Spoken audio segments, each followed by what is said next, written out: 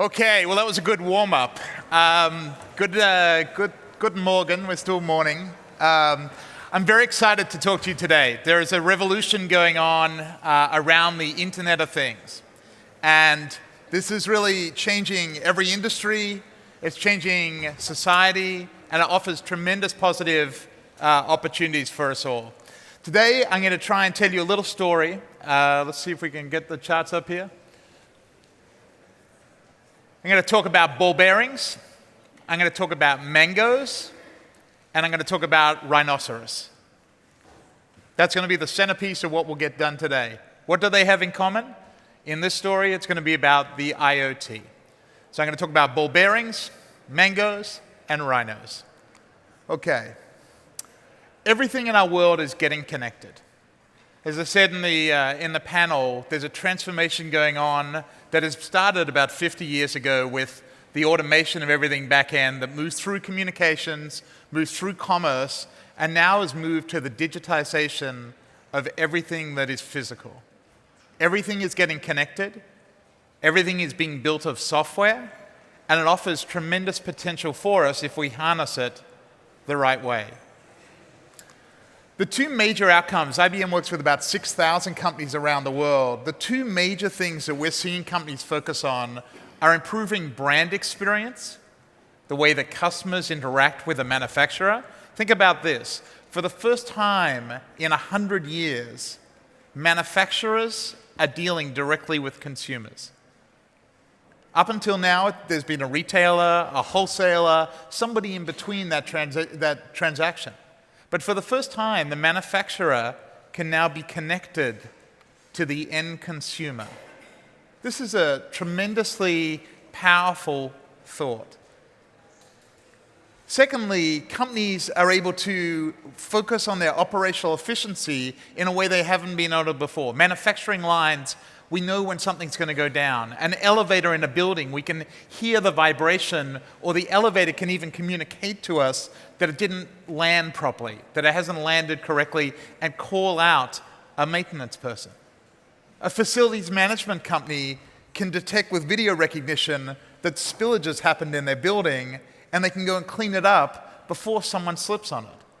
We're entering a new era of service capability and real operational benefit because of this technology. If we can keep the charts up on the wall, please. Okay. So great opportunity both in brand experience and secondly in operational experience. Some examples. So we'll take the Whirlpool company. This is a 100-year-old company. They make all sorts of appliances. Many of you probably have a Whirlpool product in your house. They have 34 million units that are out somewhere in our houses. 34 million units.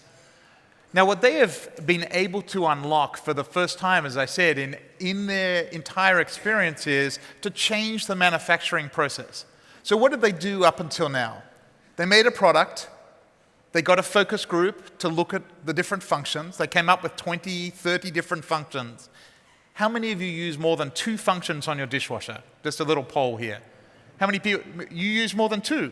Well, you're the rare person. There's one other person in the crowd who uses more than 2. Most people use a maximum of 3. Okay, but they ship 20, 30 different functions. They don't know which ones they're going to use, and they don't know which ones you're using. Now, let me ask you this. When do they first hear from their customer? When does Whirlpool first hear from their customer, their end customer? When something breaks. When they're having a dinner party and they need to wash those dishes and it's broken. That's the first time. And that is not a good time to upsell and cross-sell to your customer. That is not when they're open to listening to that at all. So for a company like Whirlpool, it changes completely how they can deliver service. For a start now, if we start in the top corner here, they can design based on the way their products are being used. They're connected to it, they can gather that information, and they know that these are the 3 most popular use cycles, as an example. They're able to learn from that and offer products that actually deliver to their customers. When the customer calls in and they say something's broken, they can see if it is in fact broken or just requires a reset. Maybe it isn't broken. Many times they will roll a van out to a customer and discover that it really was a simple thing to fix. They'll be able to deliver higher service, but they'll also be able to go to another level of service. They can say, did you know that by running your machine on heavy duty every single time, it's only going to last another 2 years rather than 5 years if you used an economy cycle every now and then. So they can start to add more value and be a trusted advisor in that communication. You can see the possibility through connection that maybe they could get together with their partners and maybe offer new services. Maybe they could offer some of those products as a service. You know, every 40 washes, we ship you out the new set of washing powder, as an example, through their partners, getting together with their partners. Think about that as a new way of monetizing their relationship, which doesn't get cut off by one of the other digital titans, by an Amazon or an Ali or somebody else who would very much like to monetize that relationship with an easy button or with a echo button or any other type of technology that's going out there. This is a great new opportunity for an end manufacturer. Another thing that's interesting with these companies is it costs them a lot to maintain these machines. So every time you send out a maintenance van, how often have you had the experience where they don't have the right part on that van? Well, the reason is that they don't know what they're going to fix. But again, through connection, they can start to know this type of thing. Tremendous value here. They can also say, you know what, we can see that your machine will break down the next 6 months. We have a special offer. And by the way, this machine that's on special offer, it has half the features. It's much cheaper than the old one because of that. And they're the only features that you use. This would be a better match to your requirement. So this Internet of Things offers tremendous potential to manufacturers. It also offers great opportunity to companies who are manufacturing the product themselves. I guess we didn't change here. I'm going to give you an example here of Industry 4.0 in action. Now, Schaeffler, I told you I'd talk about ball bearings. Schaeffler are one of the largest ball bearing companies in the world, based out of Germany. They are revolutionizing the way that the ball bearing is made to turn it into a sensor, to actually have real information coming from that sensor so they can see when that is not performing correctly, and they can ensure that you're moving products, which might be a windmill, it might be a car, it might be a train, to ensure that it keeps moving. Let's play the video. We deploy bearings in particular, from very small bearings with 1 millimeter to 2 millimeters diameter to the very large bearings that are used in wind turbines. In the automotive business, here we have the full spectrum from bearings within the chassis to complex transmissions up to e-axles and hybrid modules. Industry 4.0 is getting the data real-time information structure in this supply and manufacturing chain. Our bearing of the future will be a digital enabled sensor, being part of the Internet of Things and being part of our value generation, which links bearings with more complex systems, with electronics, embedded software, as well as with additional services. If we use IoT, we can be more flexible. So we can adapt faster, make decisions if something unforeseen happens. We understand a lot more and allows us then to take actions on that in a way which was not known to up to now. So this is important for our own efficiency, for our own improvement, flexibility. We think highly about delivering customer value. We think that a true partnership between Schaeffler and IBM will guide us into the digital age and help us to shape the mobility for tomorrow.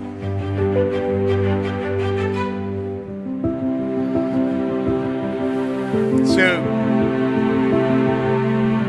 beautiful long music here. I figure we'll put that in. So tremendous opportunity here, both in brand experience and in operational efficiency. Another technology which is really causing a lot of excitement with the Internet of Things is something called blockchain. Now, blockchain was the underlying technology, the uneditable ledger that was under the cryptocurrency Bitcoin. Now, we're not talking about Bitcoin here. I'll leave that whole conversation to another topic. But the underlying technology basically allows information to be captured and not edited. So a company like a Walmart, who were up on the screen a second ago, are using this technology to focus on food quality. When they ship pork from China to the US onto shelves, and it goes through about 20 different courier steps along the way. Now, up till now, they haven't been able to tell, was the temperature correct, was the meat handled correctly, was that meat going to be safe when it got there? Using this technology, they see the potential for something very revolutionary. Let's play the video on blockchain and Walmart.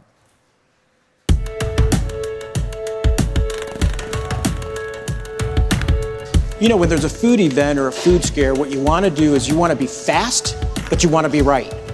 And so imagine if we could pinpoint with certainty within minutes, not days, the implicated product. Walmart and IBM are working to make that a reality. If you think about the food system, it's pretty complex. It involves farmers, processors, distributors. And the way traceability is done today, each segment of the food system does it their own way. Most actually do it on paper or on systems that don't speak to each other. What we hope to do with blockchain is bring all food safety system stakeholders and collaborate so that we do it one best way. We can do it very quickly and efficiently. Blockchain is a digital ledger that allows different segments of the food system to capture information about the product, what they've done to it, where that product has been. Was it produced safely? Was it produced responsibly? Is it sustainably grown? How many dates of shelf life are left on that product? If we're linking that data with other data points, the Internet of Things, all that information will yield to insights that will allow us to have a safer and better food system.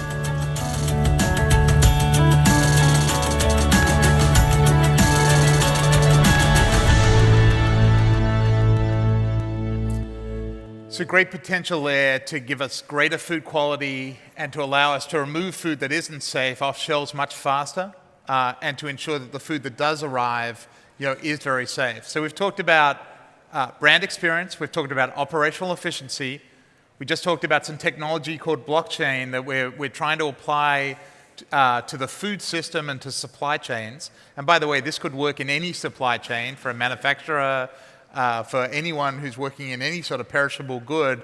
This technology concept is applicable there. But I want to share one last story with you. And this is one which I feel personally very inspired by. And it was announced last week. And it's a project we've got going on in Africa with the largest, if you could bring the chart up, with the largest telecom provider in Africa, MTN. And it's an approach to try and save the rhinos. So more rhinos are killed every year than are born right now. Nearly 1,000 rhinos were murdered last year by poachers who were trying to get their horns. And it's for markets who are more interested than that, than protecting a beautiful species on our planet. So we're using IoT technology to try and combat poachers and to save the rhinos. Let's play the final video, please.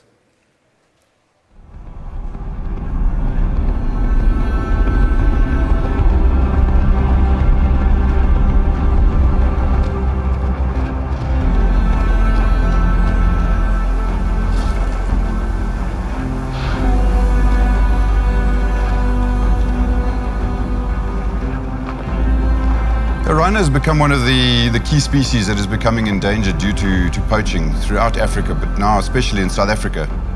Up until now, poachers have been increasing in numbers and they become more militarized with weapons, and so of course we've had to do the same. This is not sustainable. The only way to do this better is to bring in technology and things that they do not have. The Wildlife Protection Program aims to protect rhino populations by using mega herbivores as a sentinel to detect poaching activity within a reserve. So these sentinel animals have collars with a sensor on them. The sensor transmits information across a LoRa network, which is a low-power, wide-area network. What we're looking at is the sensor collecting the data on the animal. That gets back to the 3G network onto the IBM IoT platform. That data is then analyzed real time for the specific patterns we're looking for. Using technology, we are able to do far more and outcompete our competitors to ensure the survival of animals. I don't think that us as humans have the right to destroy, but rather the responsibility to preserve.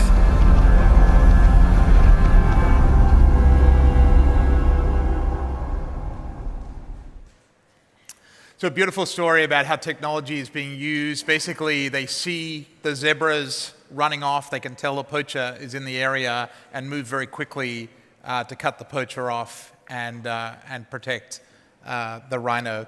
So I'll just finish up here with just one final slide. Recently, we opened, in February of this year, we opened a $250 million building in Munich. It's the Watson IoT headquarters. It's a co-laboratory where we are living with a lot of our clients to create the future. It's a place where you can come, you can test out, prove your concepts around IoT. It's built for businesses to come and work with us on the technology, to see the potential and realize it and help create the future together. We have companies like BMW in there, we have companies like BMP, and many other companies who are coexisting with us in this building and developing with the more than 1,000 architects and researchers that we have in that building. It's been a great honor for me to be here with you today to talk about IoT, and I hope that in some place in the future we can work together. Thank you very much for your time.